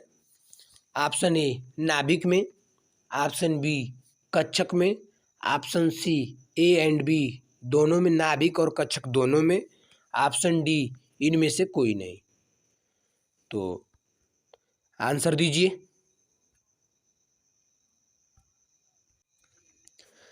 ऑप्शन ए नाभिक में, ऑप्शन बी कच्छक में, option C A and B, option D इनमें से कोई नहीं। तो न्यूट्रॉन, जैसा कि पिछले 52 नंबर और 51 नंबर क्वेश्चन से आपको पता चल गया होगा कि न्यूट्रॉन हमेशा कहाँ पाए जाते हैं? नाभिक में पाए जाते हैं। किसमें? नाभिक में। नाभिक में कौन कौन होता है? प्रोटॉन और न्यूट्रॉन। और इलेक्ट्रॉन कहाँ पाए जाते हैं? इलेक्ट्रॉन पाए जाते हैं किसमें? कक्षक में पाए जाते हैं, ठीक, जिन्हें ऑर्बिट बोलते हैं। तो ये पाए जाते हैं इलेक्ट्रॉन। इलेक्ट्रॉन पे कौन सा आवेश? ऋणावेश। प्रोटॉन पे कौन सा आवेश? धनावेश। न्यूट्रॉन क्या होता है? न्यूट्रल। सबसे भारी कौन? न्यूट्रॉन। सबसे हल्का कौन? इलेक्ट्रॉन। इलेक्ट्रॉन और प्रोटॉन में क्या संबंध होता है? प्रोटॉन भारी होता है कितना गुना? 1840 गुना भारी होता है किससे? इलेक्ट्रॉन से, ठीक। तो 53 का आंसर क्या हो जाएगा? 53 नंबर का आंसर हो जाएगा न्यूट्रॉन हमेशा कहाँ पाए जाते हैं? नाभिक में, ठीक ना। चलिए, बहुत बढ़िया। शेयर और सब लाइक करना ना भूलें आप लोग, शेयर करते रहें। जो भी आप लोगों के पास स्टडी से रिलेटेड ग्रुप है उसमें शेयर करते रहें आप लोग, क्योंकि और भी बच्चों को ये वीडियो देखने को मिले, जिससे वो लोग क्या करें, अपनी जानकारी, कितना जानकारी है उसको परखें, अपनी तैयारी को एक मजबूत बनाएं कि हम जो तैयारी कर रहे हैं उसका कुछ मतलब निकल रहा है कि नहीं निकल रहा है। जो भी पढ़ाई कर रहे हैं, इनपुट में हम जो दे रहे हैं तो आउटपुट में कुछ मिलना चाहिए। कितना मिल रहा है आउटपुट में? तो आपकी वो किस पे डिपेंड करेगा? दक्षता पे। दक्षता का सूत्र क्या होता है? आउटपुट बटा के इनपुट, ठीक। चलिए नेक्स्ट क्वेश्चन। इलेक्ट्रॉन धारा के किस दिशा में गति करते हैं? 54 नंबर। इलेक्ट्रॉन धारा के किस दिशा में गति करते हैं? ऑप्शन ए समान दिशा में, ऑप्शन बी विपरीत दिशा में, ऑप्शन सी दाएं से बाएं दिशा में, ऑप्शन डी उपर्युक्त सभी। तो 54 नंबर का आंसर दीजिए आप लोग। 54 नंबर का आंसर क्या होगा कि इलेक्ट्रॉन धारा के किस दिशा में गति करते हैं? तो आपको पता होना चाहिए कि धारा की दिशा क्या होती है और इलेक्ट्रॉन की दिशा क्या होती है। जो गति करते हैं वो कौन सी दिशा होती है? तो धारा हमेशा कैसे चलती है? प्लस से निकल करके माइनस की ओर चलती है, ठीक। इलेक्ट्रॉन क्या करते हैं? सोर्स के माइनस से निकल कर प्लस की ओर जाते हैं। तो इलेक्ट्रॉन धारा किस प्रकार गति करते हैं? विपरीत गति करते हैं, मतलब उल्टा गति करते हैं, ठीक। ये प्लस से माइनस की ओर जाती है, धारा प्लस से माइनस की ओर जाती है, और इलेक्ट्रॉन माइनस से प्लस की ओर जाते हैं। तो आपस में विपरीत हुए कि नहीं हुए? तो क्वेश्चन नंबर 54 का आंसर हो जाएगा क्या? विपरीत दिशा, यानी उल्टा चलती है। इलेक्ट्रॉन धारा के विपरीत दिशा में गति करते हैं। क्वेश्चन नंबर 54 का आंसर हो गया बी, ठीक ना। चलिए नेक्स्ट क्वेश्चन। दो बिंदुओं के बीच में विभव के अंतर को क्या कहा जाता है? बहुत बढ़िया क्वेश्चन। एक क्वेश्चन से ही पता चल गया कि क्या कहा जाता है। दो बिंदुओं के बीच में के विभव को क्या कहा जाता है? तो option A admittance, option B EMF, option C MMF, option D विभवांतर। तो क्वेश्चन नंबर 55 बहुत बढ़िया क्वेश्चन कि भाई आपको पता है कि धारा प्रवाहित होने के लिए क्या होना आवश्यक है। किसी भी सर्किट में अगर धारा प्रवाहित कराना है तो उसमें दोनों बिंदुओं के बीच क्या होना चाहिए? दोनों बिंदुओं के बीच क्या होना चाहिए? विभवांतर होना चाहिए, यानी दोनों बिंदुओं के बीच विभवों में अंतर। तो क्या कह रहा है? दो बिंदुओं के बीच में विभव के अंतर को क्या कहता है? ऑप्शन नंबर डी विभवांतर कहा जाता है। क्या कहता है? विभवांतर। विभवांतर नहीं रहेगा तो परिपथ में धारा का प्रवाह होना क्या है? मुश्किल है, मतलब धारा का प्रवाह क्या होगा? शून्य होगा। तो इसलिए क्या विभवांतर होना चाहिए, V1 और V2, पोटेंशियल डिफरेंस जिसे बोलते हैं। तो VD बराबर पोटेंशियल डिफरेंस का फार्मूला क्या होता है? V1 माइनस V2 विभवांतर का। विभवांतर का सूत्र होता है V1 माइनस V2। किसी भी सर्किट में मोस्ट इम्पॉर्टेंट इसको कर लीजिए आप लोग। 55 नंबर का जो क्वेश्चन है इसको VVI कर लीजिए, वेरी इम्पॉर्टेंट VVI, ठीक। VVI कर लीजिए क्योंकि दो बिंदुओं के बीच किसी भी परिपथ में विभवांतर का होना जरूरी है। अगर विभवांतर नहीं है तो धारा का प्रवाह नहीं है, अगर विभवांतर है तो धारा का प्रवाह है, होना संभव है, ठीक। तो चलिए नेक्स्ट क्वेश्चन हल करते हैं। आपको पता चल गया होगा दो बिंदुओं के बीच में विभव के अंतर को क्या कहता है, विभवांतर। 55 का आंसर डी हो गया। चलिए नेक्स्ट क्वेश्चन, जब दो बिंदुओं के बीच विभवांतर शून्य हो तो उसमें धारा का मान क्या होगा। बहुत बढ़िया क्वेश्चन, पिछले क्वेश्चन में हमने इसको काफ़ी विस्तार से बताया था, वही क्वेश्चन आ गया आप लोगों के सामने। बहुत ही लल्लन टाप VVI, एक तरह से कह लें तो ट्रिपल स्टार कर लीजिए इसको, VVI कर लें तो वेरी इम्पॉर्टेंट। 56 नंबर क्वेश्चन, जब दो बिंदुओं के बीच विभवांतर शून्य हो तो उसमें धारा का मान भी क्या होगा। ऑप्शन ए शून्य, ऑप्शन बी इकाई, ऑप्शन सी अधिकतम, ऑप्शन डी उपर्युक्त सभी। तो 56 नंबर का आंसर तो अब बताने की हमें लगता है कोई ज़रूरत नहीं होगी। सभी स्टूडेंट 56 नंबर का आंसर, हमें उम्मीद है कि 99% स्टूडेंट 56 नंबर क्वेश्चन का आंसर सही दिए होंगे कमेंट बॉक्स में। 56 का आंसर क्या हो जाएगा, 56 का आंसर हो जाएगा शून्य, क्योंकि हमने बता चुके हैं आपको कि किसी भी सर्किट में धारा प्रवाहित होने के लिए उसमें विभवांतर का होना क्या है, जरूरी है।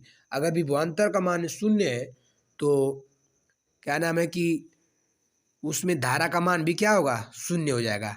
तो 56 का आंसर क्या हो जाएगा, ए सही है, ठीक। 56 का आंसर ए। चलिए नेक्स्ट क्वेश्चन,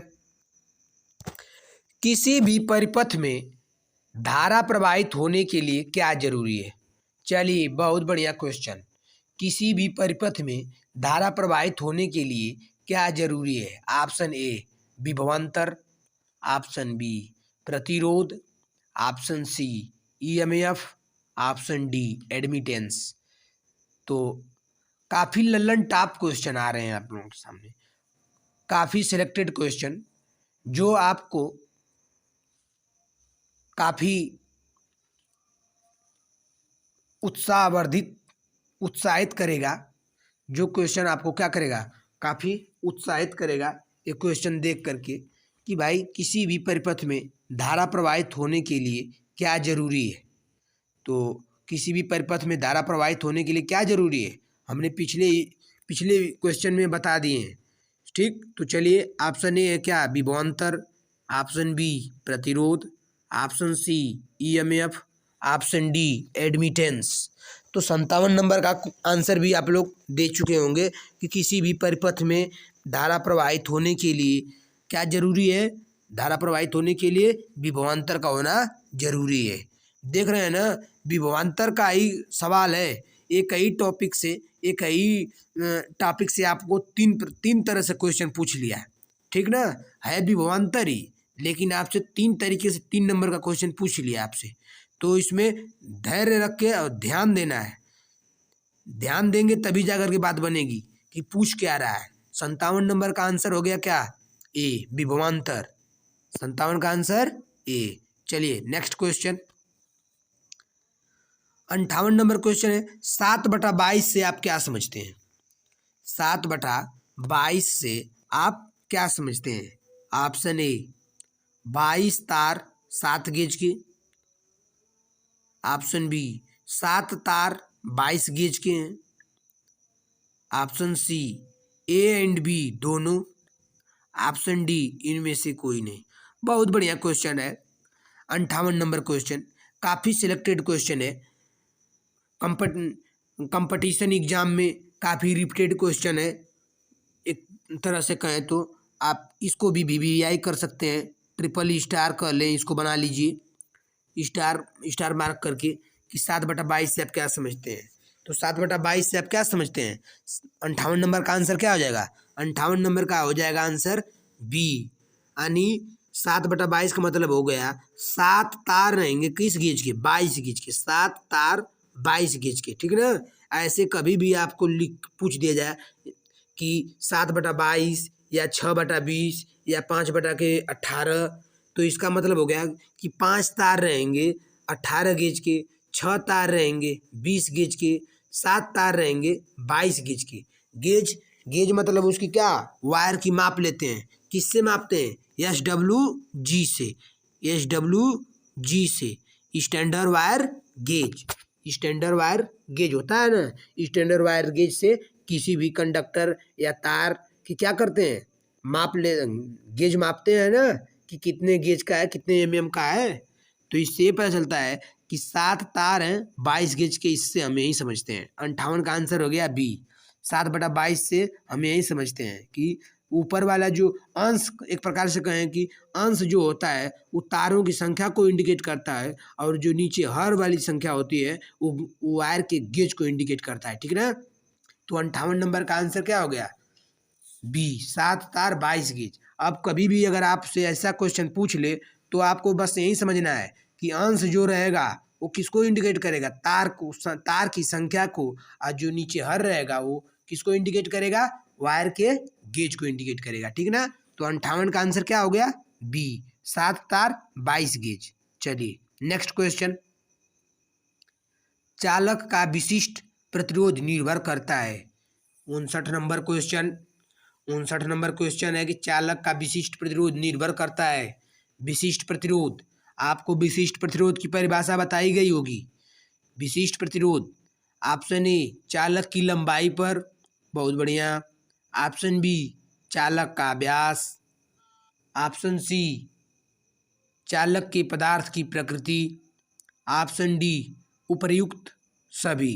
यानी 59 नंबर का क्वेश्चन कि चालक का विशिष्ट प्रतिरोध कितना होगा, किस पे निर्भर करता है। तो ऑप्शन ए दिया है चालक की लंबाई पर, ऑप्शन बी दिया है चालक के व्यास पर, ऑप्शन सी दिया है चालक के पदार्थ की प्रकृति, ऑप्शन डी उपर्युक्त सभी। तो 59 का आंसर हो जाएगा उपर्युक्त सभी। विशिष्ट प्रतिरोध, विशिष्ट प्रतिरोध जो कि फार्मूला आपको पता है कि R बराबर क्या होता है, रो L अपान A। जब इसको पक्षांतर करेंगे तो रो का मान निकल जाएगा। तो R बराबर, अब यहाँ पे लिख तो नहीं पा रहे हैं, जगह कम है, इसलिए बस आप हमारी बातों को समझिए। R बराबर रो L अपान A फार्मूला होता है, ठीक ना। तो जब रो को इधर छोड़ेंगे तो इधर क्या हो जाएगा, R into A upon L, ठीक ना। तो R बराबर क्या हो गया, प्रतिरोध, रो बराबर क्या हो जाएगा, विशिष्ट प्रतिरोध, और L बराबर लंबाई, A बराबर क्रॉस सेक्शनल एरिया। रो मतलब पदार्थ की प्रकृति हो गई ना, पदार्थ, चालक के पदार्थ की प्रकृति, किस पदार्थ का चालक बना हुआ है। तो मोटी मोटा हम ये जानते हैं कि R बराबर रो L अपान, अगर आपको याद है तो इससे आप पक्षांतर करके इसमें निकाल सकते हैं कि चालक का विशिष्ट प्रतिरोध चालक की लंबाई पर और चालक के व्यास पर और चालक किस पदार्थ का बना और पदार्थ की प्रकृति कैसी है उस पर क्या करता है, निर्भर करता है। तो 59 नंबर का आंसर क्या हो जाएगा, उपर्युक्त सभी। ऑप्शन नंबर डी सही है, ठीक। चलिए नेक्स्ट क्वेश्चन, 1 किलोवाट घंटा बराबर होता है कितना। ऑप्शन ए 100 वाट घंटा, ऑप्शन बी 1000 वाट घंटा, ऑप्शन सी 10 वाट घंटा, ऑप्शन डी इनमें से कोई नहीं। आपसे सीबीटी एग्जाम में, आईटीआई के सीबीटी एग्जाम में ऐसे ही क्वेश्चन पूछ लिए जाते हैं जो कि काफ़ी देखने में हलवा लगते हैं, लेकिन स्टूडेंट यहीं पर गलती कर जाते हैं और बाद में आकर के बोलते हैं कि क्वेश्चन तो हमने पूरा किया था लेकिन क्या हमने, पता नहीं हम कैसे फेल हो गए। ठीक, तो फेल बाबू कोई जानबूझ करके नहीं होता है। फेल थोड़ी सी सावधानी कहें तो ध्यान नहीं दिया जाता है, क्वेश्चन को केयर करके पढ़ेंगे, ध्यान दे करके पढ़ेंगे, तब जाकर के इसका अगर आंसर देंगे तब जाकर के आप क्या होंगे, आप सीबीटी एग्जाम को क्वालिफाई कर पाते हैं। अगर वहीं ध्यान से नहीं, काफ़ी हलवा क्वेश्चन समझ करके कोई भी ऑप्शन टिक कर दिए तो वहीं क्या करता है, दिक्कत कर जाता है। तो यहाँ पे 60 नंबर का क्वेश्चन 1 किलोवाट घंटा बराबर क्या होता है। तो इसमें आपको ऑप्शन दिया है 100 वाट घंटा, 1000 वाट घंटा, 10 वाट घंटा, इनमें से कोई नहीं। तो 60 का आंसर क्या हो जाएगा, 1000 वाट घंटा। 60 का बी, 60 का हो जाएगा बी। कौन सा आंसर हो जाएगा, बी हो जाएगा। क्यों, क्योंकि 1000 वाट घंटा बराबर होता है 1 किलो वाट, चाहे 1 किलो वाट बराबर 1000 वाट। ठीक, 1000 वाट, ठीक है ना। चलिए नेक्स्ट क्वेश्चन, अगला क्वेश्चन 61 नंबर। चालकता को इस तरह प्रस्तुत किया जाता है, चालकता को इस तरह भी प्रस्तुत किया जाता है। ऑप्शन ए ओम प्रति मीटर, ऑप्शन बी मीटर प्रति ओम, ऑप्शन सी महो प्रति मीटर, ऑप्शन डी महो। तो कंडक्टेंस कहें तो कंडक्टेंस, कंडक्टेंस की हिंदी क्या होती है, चालकता। चालकता किसका विपरीत होता है, रेजिस्टेंस, किसका, प्रतिरोध का। तो रेजिस्टेंस का मात्रक आपको क्या होता है, आर का मात्रक क्या होता है, ओम। क्या होता है, ओम। तो कंडक्टेंस, कंडक्टेंस को किस, चालकता को किससे प्रदर्शित करते हैं, जी से।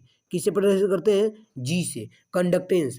तो आपको पता है कि रेजिस्टेंस का उल्टा क्या होता है, कंडक्टेंस। तो जब रेजिस्टेंस का मात्रक ओम है तो कंडक्टेंस का मात्रक भी हो जाएगा क्या, महो। ऑप्शन नंबर डी सही है। ठीक, ऑप्शन डी, चालकता को महो से प्रस्तुत किया जाता है, ठीक ना। तो नेक्स्ट क्वेश्चन, पीतल किसका मिश्रण होता है, पीतल, पीतल किसका मिश्रण होता है। ऑप्शन ए तांबा तथा टीन, तांबा तथा टीन, ठीक, तांबा तथा टीन। ऑप्शन बी तांबा तथा कांसा, ऑप्शन सी तांबा तथा जस्ता, ऑप्शन डी इनमें से कोई नहीं। तो 62 नंबर का आंसर दीजिए आप लोग कमेंट बॉक्स में कि 62 नंबर का आंसर क्या होगा। ऑप्शन ए सही होगा, ऑप्शन बी सही होगा, कि ऑप्शन सी सही होगा, कि ऑप्शन डी सही होगा। आंसर दीजिए कमेंट बॉक्स में।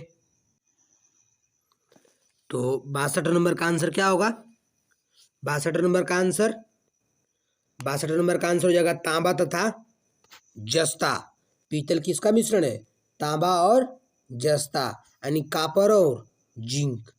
Cu प्लस जिडेन, Cu प्लस जिडेन क्या है, मिश्रण है किसका, कॉपर और जिंक का मिश्रण है कौन, पीतल, कौन, पीतल, ठीक ना। चलिए नेक्स्ट क्वेश्चन हल करते हैं। 63 नंबर क्वेश्चन, दो चालक समान दिशा में धारा ले जाने पर क्या करेंगे, क्वेश्चन मार्क रहेगा आगे। यानी दो चालक को समान दिशा में अगर धारा ले जा रहे हैं तो उनके बीच क्या होगा। ऑप्शन ए चालक एक दूसरे को आकर्षित करेंगे, ऑप्शन बी चालकों में प्रतिध्वनि होगी, ऑप्शन सी चालक एक दूसरे को प्रतिकर्षित करेंगे, ऑप्शन डी दोनों चालकों के बीच वोल्टता बढ़ेगी, दोनों चालकों के बीच वोल्टता बढ़ेगी। तो 63 नंबर का आंसर आप लोग दीजिए कि दो चालक समान दिशा में अगर धारा ले जा रहे हैं तो आपको पता होना चाहिए कि जब दोनों चालक, दो कंडक्टर समान दिशा में धारा को ले जा रहे हैं तो दोनों कंडक्टरों के बीच क्या होगा, वो दोनों एक दूसरे को क्या करेंगे, आकर्षित करेंगे। क्या करेंगे, आकर्षित करेंगे। तो 63 का आंसर क्या हो जाएगा, ऑप्शन नंबर ए सही है, 63 का ए। यानी समान दिशा में ले जा रहे हैं तो आकर्षण, आप विपरीत दिशा में ले जा रहे हैं तो प्रतिकर्षण, क्या होगा, प्रतिकर्षण, ठीक ना। तो 63 नंबर का आंसर, दोनों एक दूसरे को क्या करेंगे, आकर्षित करेंगे, ठीक ना। चलिए नेक्स्ट क्वेश्चन, कौन से वैज्ञानिक ने दो आवेशित कणों के बीच आकर्षण एवं प्रतिकर्षण बल को नियंत्रित करने वाला नियम दिया है। 64 नंबर का क्वेश्चन बहुत अच्छा क्वेश्चन है कि कौन से वैज्ञानिक ने दो आवेशित कणों के बीच आकर्षण एवं प्रतिकर्षण बल को नियंत्रित करने वाला नियम दिया है? तो option A Michael Faraday, option B James Anderson, option C Archimedes, option D Charles Coulomb. तो 64 नंबर का आंसर क्या हो जाएगा? 64 नंबर का आंसर आपको हो जाएगा चार्ल्स कूलाम। क्वेश्चन नंबर 64 का आंसर डी चार्ल्स कूलाम। जैसे आपको पता होगा कि कूलाम ने एक नियम दिया था, ठीक, कूलाम ने एक नियम दिया था, वहीं कौन सा नियम कि दो आवेशित कणों के बीच आकर्षण एवं प्रतिकर्षण बलों को नियंत्रित करने वाला नियम था Q1 × Q2 अपान डी स्क्वायर, उनके बीच की दूरी के वर्ग के व्युत्क्रमानुपाती होता है, ठीक। तो नेक्स्ट क्वेश्चन, तो 64 का क्या हो गया? 64 का डी हुआ ना, 64 का डी। चलिए नेक्स्ट क्वेश्चन, और आज का अंतिम question practice set number 3। Practice set number 3 का क्या है? आज ये अंतिम क्वेश्चन है। क्या है अंतिम क्वेश्चन? अंतिम क्वेश्चन, निम्न में से कौन सा उपकरण परिपथ में विद्युत धारा का पता लगाता है? बहुत बढ़िया क्वेश्चन, एक प्रकार से कहें तो Lallan top question, rasgulla type question, कि कौन सा उपकरण है जो विद्युत धारा के उपस्थिति को दर्शाता है? Option A galvanometer, option B ammeter, option C voltmeter, option D electrometer.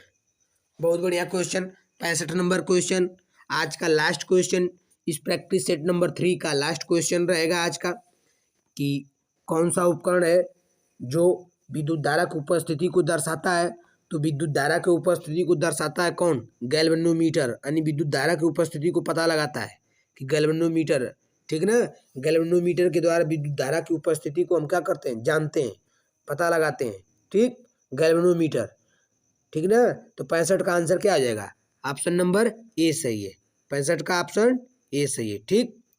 तो दोस्तों वीडियो कैसा लगा कमेंट बॉक्स में अपनी राय जरूर दें, और आज का टारगेट हमारा है 500 लाइक का, 500 लाइक पूरा करना हमारा आज का टारगेट है। तो टारगेट को ध्यान में रखते हुए आपके पास जो भी स्टडी से रिलेटेड व्हाट्सएप फेसबुक ग्रुप है उसमें इस वीडियो को शेयर अवश्य करें। धन्यवाद।